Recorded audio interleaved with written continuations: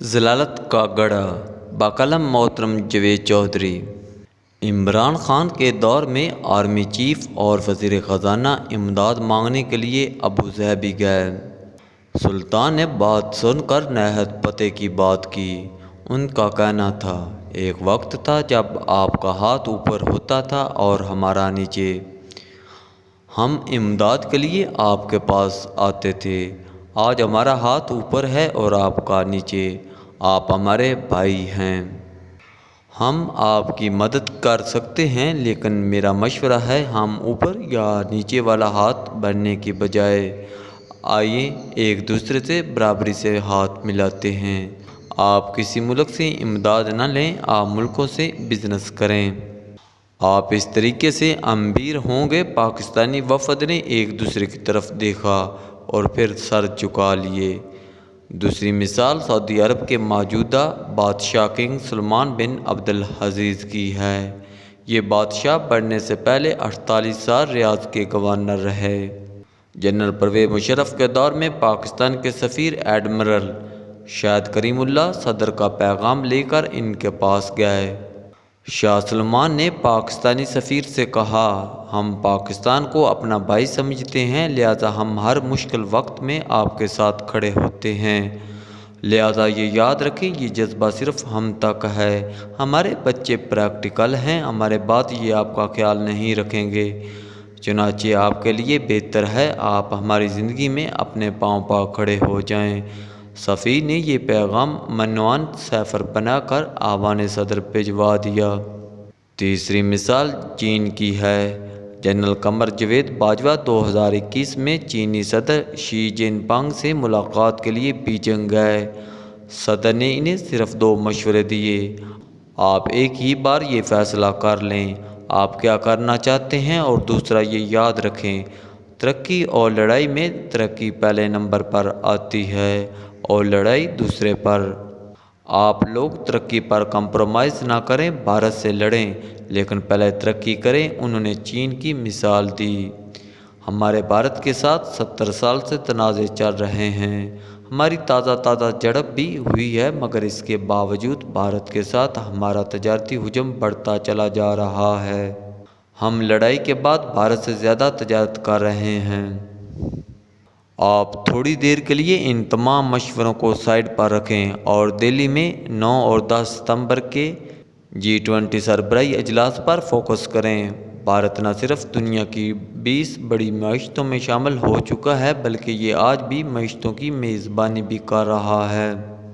دوسری حقیقت، G20 میں انڈونیشیا، جنوبی کوریا، میکسیکو، جنوبی افریقہ اور ترکی بھی شامل ہے، اور یہ 5 ملک ہمارے سامنے اس ریس میں شامل ہوئے۔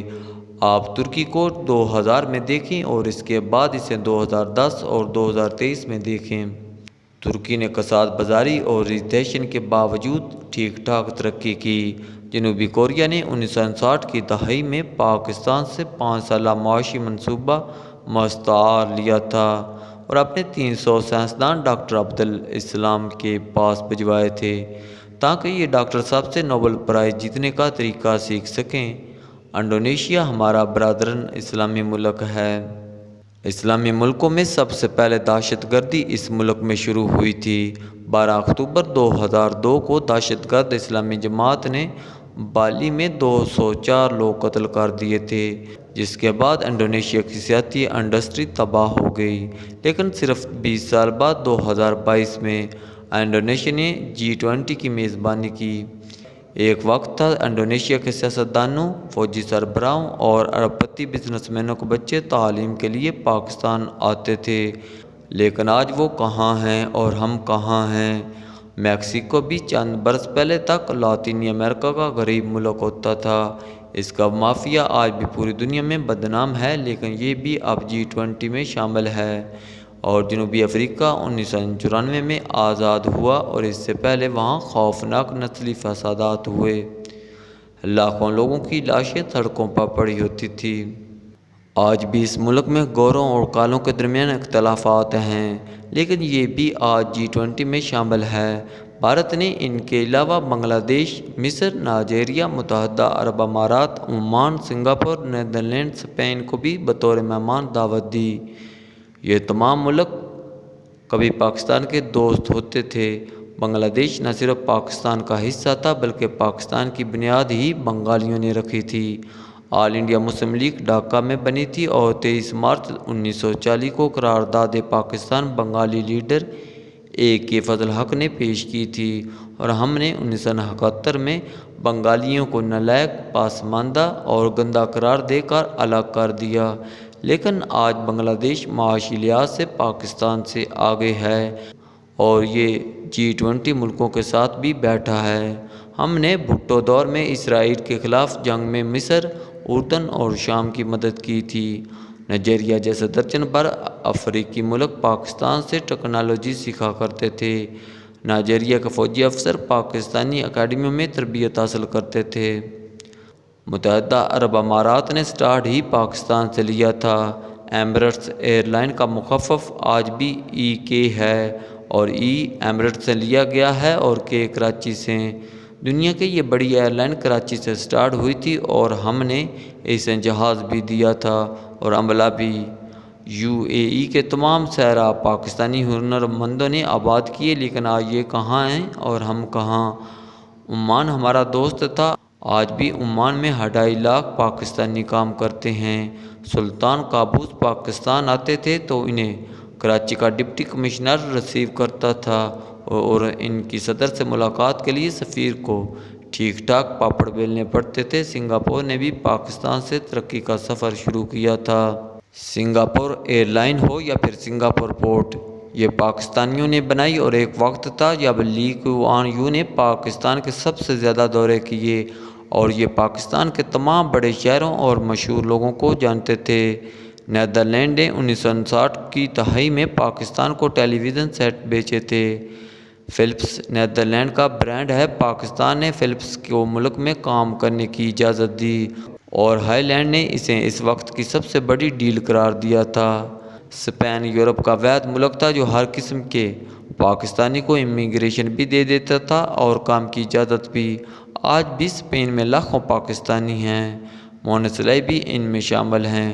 یہ تمام ملک اس وقت G20 کے سربراہوں کے ساتھ بیٹھے ہیں اور ہم دور بیٹھ کر انہیں حیرت سے دیکھ رہے ہیں۔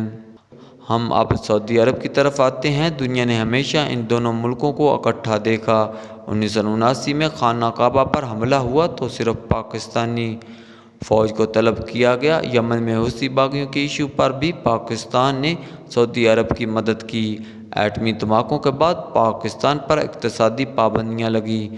اس وقت سعودی عرب دنیا کا واحد ملک تھا جس نے کھل کر ہمارا ساتھ دیا، ہمیں مفت پٹرول تک دیا گیا۔ آج بھی پاکستان کے 20 لاکھ ورکرز عرب ملکوں میں ملازمتیں کر رہے ہیں اور ان کی رقوم سے ملک چل رہا ہے۔ بھارت سعودی عرب اور UAE پر مسلسل دباؤ ڈال رہا ہے، آپ پاکستانی ورکرز کو نکال دیں، ہم آپ کو سستے اور زیادہ ہنرمند دے دیتے ہیں، مگر عرب یہ پیشکش قبول نہیں کر رہے۔ لیکن سوال یہ ہے، عرب ممالک کب تک انکار کریں گے؟ ہمیں ماننا ہوگا، دنیا بدل چکی ہے، عرب ملکوں میں نئی نسل اقتدار اور بزنس میں آ چکی ہے، اور یہ نسل بھائی چارے کی بجائے کاروبار کو اہمیت دیتی ہے۔ UAE میں حکومت نے انویسٹمنٹ کمپنی بنا رکھی ہے۔ یہ کمپنی $500 بلین کی مالک ہے اور اس کے کارندے پوری دنیا میں کاروباری مواقع تلاش کر رہے ہیں۔ یہ ایسے ملازمین کو سال بعد نکال دیتے ہیں جو کمپنی کے پیسے انویسٹ نہیں کرتا۔ لہذا ان حالات میں عربوں کو پاکستان میں کیا دلچسپی ہو گئی، ہم مانیں یا نہ مانیں، مگر حقیقت یہی ہے، ہم دنیا اور اپنے دوستوں کی نظروں میں اس قدر بے وقوف ہو چکے ہیں کہ ہم نے سعودی ولی عہد کو بھارت جاتے وقت چند گھنٹے پاکستان میں گزارنے کی دعوت دی، مگر ولی عہد تیار نہیں ہوئے۔ دوسری طرف کانفرنس 10 ستمبر کو ختم ہوئی، مگر ولی عہد 11 ستمبر کی رات تک بھارت میں رہے۔ یہ کانفرنس کے بعد بھی بھارتی تاجروں اور صنعت کاروں سے ملاقاتیں کرتے رہے۔ کیوں؟ کیونکہ انہیں بھارت میں بزنس کے مواقع نظر آ رہے ہیں۔ بھارت اور سعودی عرب کے درمیان اس وقت $5 کھرب کی تجارت ہے، جبکہ ہم جب بھی سعودی عرب جاتے ہیں پیسے مانگنے جاتے ہیں۔ چنانچہ یہ لوگ پھر ہماری عزت کیوں کریں، یہ پاکستان کیوں آئیں؟ ہمارے پاس اب صرف 2 آپشن بچے ہیں، ہم ضلالت کے اس گڑھے میں گرے رہیں اور گل سڑ کر ختم ہو جائیں، یا پھر ہم غیرت کھائیں اور ایک بار، جی ہاں آخری بار اٹھ کر اس ملک کی سمت ٹھیک کر لیں اور عزت کے ساتھ زندگی گزاریں۔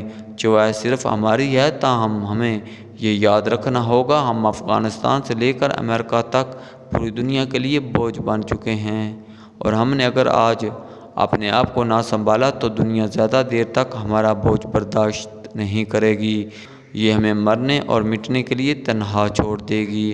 ہمارے پاس زیادہ وقت نہیں ہے، ہم نے جو کرنا ہے بس 6 ماہ میں کرنا ہے، ہم نے کر لیا تو بچ جائیں گے، ورنہ اس بار واقعی ہماری داستان تک نہ ہوگی داستانوں میں۔